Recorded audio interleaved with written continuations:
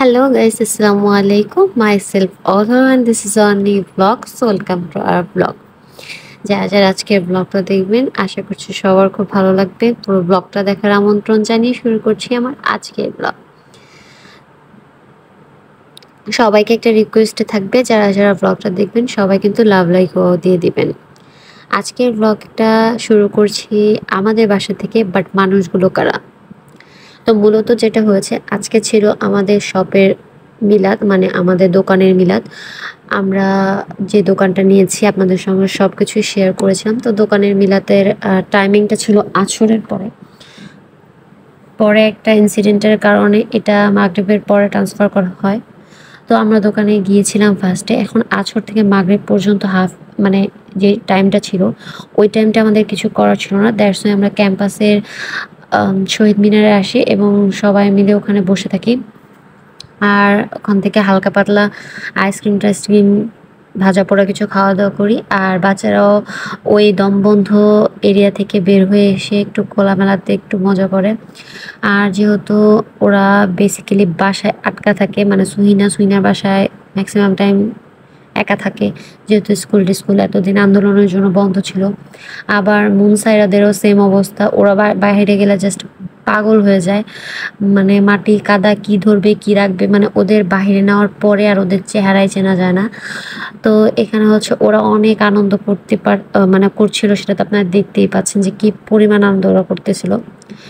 আর ওদেরকে আমি বলতেছিলাম তোমরা সবাই ঘোরো। আর ওদের তিনজনের ড্রেসই এত বেশি আইসুদিং কালার ছিল, মানে খুবই সুন্দর কালারের মধ্যে ছিল। তো আমরা আসলে মিলাতের সামনে যাচ্ছি না, কজ হচ্ছে আমরা পেছনে থেকে যাব। আর হচ্ছে সামনের ছেলেরা যারা আছে ওরা মিলাদ পড়বে। তো যেহেতু আমাদের দোকান, তো আমরা ফ্যামিলিতে যে কজন আছি সেই কজন আমরা এসেছিলাম। এমনিতেই তো আমরা ক্যাম্পাসে খুব বেশি যাতায়াত করি। আর সুমসইনাকে যে দেখতে পেলেন, ওরা কিন্তু আসলে আসছে মিলাদ উপলক্ষে আমাদের বাসায়। আর আম্মু যেহেতু বাড়িতে যাবে, মানে গ্রামের বাড়িতে যাবে, তো এই জন্য ওরা কিছুদিন আমার কাছেই থাকবে। তো ওদের ফুল ব্লগটা আমি আপলোড করতে পারি নাই আমার ব্যস্ততার কারণে। তো এই তো সুহিনা অনেক মজা করতেছিল ওদের সঙ্গে। আর এই তো আমাদের ছোট্ট সামিহা, যে আজকের ব্লগে অনেক কম দেখা গেছে যাকে। তো ওরা আসলে এত ছোটাছুটি করতেছিল যে আলাদা করে ওদের কোনো ফুটেজই নেওয়া হচ্ছিল না। আজকের পুরো ব্লগে শুধু ওদের দৌড়োদৌড়ি আপনারা দেখতে পাবেন। আর সুহিনাও অনেক বেশি এনজয় করতেছিল। দেন এই যে ছেলেরা মিলাতে বসে গেছিল, আর এটা একটু সুহিনা ক্লিপ নিছিল, খুবই বাজে একটা ক্লিপ নিছিল। আর এই ছিল আমাদের মিলাতের ভিডিওটুকু। তারপরে আমরা পরের দিন একটু বের হয়েছিলাম। তো আমি বেসিক্যালি সাভারে গিয়েছিলাম, কজ আমার অনেক কিছুর প্রয়োজন ছিল। দেন আমরা চলে আসছি একটু পার্লারে, নিজেদের একটু প্যাম্পারিংয়ের বিষয় ছিল। তো শুভ সুহিনা বসেছিল আর আমি কিছু ট্রিটমেন্ট করেছি। দেন সাভারে আসলে অনেক বেশি প্রয়োজন ছিল, যেহেতু একা একা আমি আসতে বোরিং লাগে। তো ওরা যেহেতু আসছিল, তো ওদেরকে নিয়ে আসছিলাম। দেন আমরা সাভারের সব কাজ টাজ করে ফেলি। আর প্রত্যেকটা জায়গায় ফোন ইউজ করে, ফোন বের করে ভিডিও ফুটেজ নেওয়াটা একটু প্যারাদায়ক ছিল। আর আমার ফোনেও একটু প্রবলেম ছিল, তো ফোনটাও আসলে ঠিক করতে গিয়েছিলাম। তো এগুলো সব কিছু করে নিলাম। দেন এখন আমাদের মোটামুটি কাজ শেষ। আর সব ফুটেজ যেহেতু নিইনি, সো আমরা এখন এরপরে যেখানে গিয়েছি সেটার ভিডিও এটার সাথে অ্যাড করে দেব। তো এরপরে আমরা গিয়েছিলাম ফুচকা খেতে। আর আমার অনেক দিনের ইচ্ছা ছিল যে ওদেরকে এখানকার ফুচকা খাওয়াবো।